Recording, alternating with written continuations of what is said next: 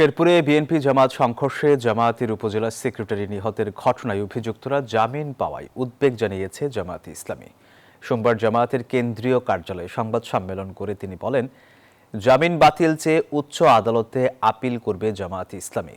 এ সময় তিনি আরও অভিযোগ করে বলেন, সারা দেশে 17 জেলার 33টি স্থানে একটি বড় দলের উস্কানিতে জামায়াতের নির্বাচনী প্রচারণায় নারী কর্মীদের হেনস্থা করা হয়েছে।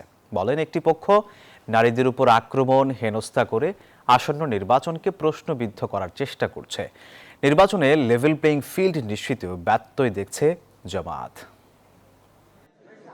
যে এত বড় একটি নৃশংস হত্যাকাণ্ড যেটি প্রকাশ্য দিবালোকে অনুষ্ঠিত হয়েছে, সেই হত্যাকাণ্ডের এক সপ্তাহ যেতে না যেতেই জামিন দেওয়ার মাধ্যমে আমরা মনে করি যে আইনের শাসন এবং সন্ত্রাসীদের প্রতি কোনো অনুকম্পা প্রদর্শন করার চেষ্টা করা হচ্ছে কিনা।